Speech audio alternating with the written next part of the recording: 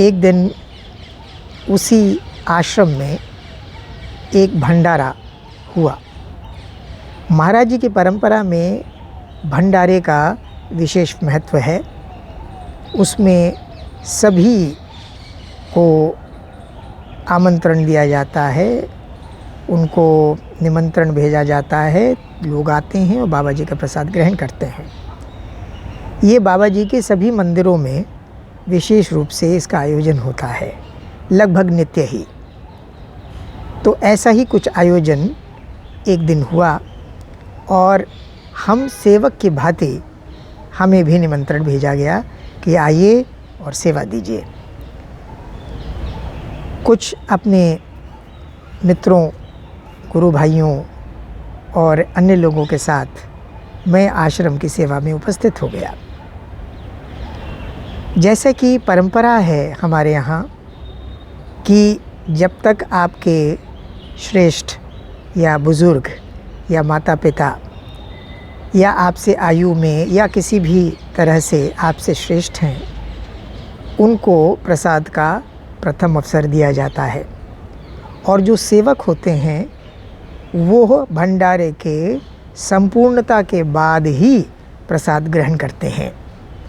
ऐसी ही कुछ परंपरा महाराज जी के समय से चलती आ रही है। महाराज जी के जितने भी जो भक्त थे, जो सेवक थे, जो सेवा में कार्यरत रहते थे महाराज जी के समय, उसमें मेरे गुरुदेव बाबा सी एस शर्मा भी थे। ये सब लोग जब पूर्ण भंडारा हो जाता था उसके बाद ही प्रसाद ग्रहण करते थे। ऐसी ही परंपरा यहाँ भी थी।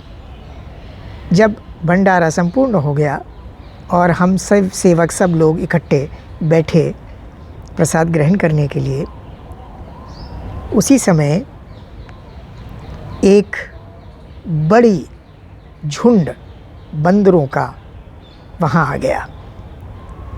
और वो जो झुंड था उसमें से झुंड में जो उसके नेता थे वह स्वभावतः बिल्कुल दिख रहा था कि वह झुंड के नेता हैं। वो आए और उस बंदर ने उस जो थाली, जो पत्तल गुरुदेव के लिए परोसा गया था, वो पूरी की पूरे पत्तल उन्होंने अपने हाथ में लिया और वहाँ से चल पड़े। बाकी सारे सेवक बड़े अचंभित थे, मैं भी अचंभित था, ये क्या हुआ। अचानक ही एक सेवक ने कहा, अरे अरे बंदर आ गया, भगाओ भगाओ इनको, भगाओ भगाओ भगाओ। गुरुदेव उसी समय रोष में आ गए। और वो रोष ऐसा रोष नहीं था, वह रोष आनंददायी रोष था। और उन्होंने सबको डांटते हुए कहा, क्या तुम ही भक्त हो बाबा जी के? बाबा जी संपूर्ण जगत के पिता हैं, सबका समान रूप से अधिकार है उनका प्रसाद ग्रहण करने के लिए। तुम भी बाकी के ये सब प्रसाद उनके लिए कम पड़ जाएगा, जाओ अपने अपने पत्तल से जाओ और सबको प्रसाद दो। तो झुंड के बाकी जितने भी जो बंदर थे उन सबको हमने अपने पत्तलों द्वारा प्रसाद दिया, जिसे लेकर वह शांतिपूर्वक वहाँ से चले गए। ये एक बहुत बड़ा उदाहरण तो नहीं, परंतु इतना बहुत है कि यह बाबा जी की उस भावना को, उस कथन को सिद्ध कर सके कि वो सभी के पिता हैं।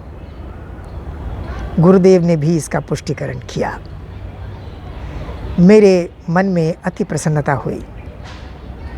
और यह घटना लगभग 2-3 महीने के बाद घटी थी।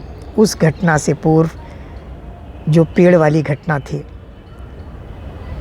हम लोग आनंददायी अवस्था में जब आश्रम से बाहर निकलने लगे, अचानक ही मेरा ध्यान उस पेड़ पर गया। वह पेड़ हरा भरा था और उसके छाए के नीचे कई सारी गाड़ियाँ पार्क थीं। यानी वो बात, जो कथन जो महाराज जी का था कि वह सबके संरक्षक हैं, इसका दोहरा पुष्टिकरण मुझे यहाँ अनुभव हुआ। मैंने महाराज जी को प्रणाम किया और गुरुदेव को हाथ जोड़े।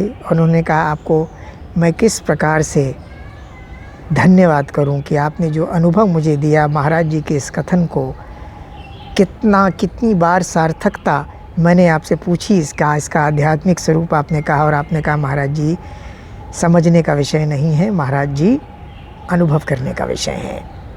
और ये विषय से भी परे की बात है, अनुभव है। अनुभव विषयों से और सभी विचारों से अलग होता है, उससे परे होता है। आगे भी हम कुछ महाराज जी के इन्हीं सब कथनों पर कुछ न कुछ चर्चा करेंगे। महाराज जी आप सबका कल्याण करें।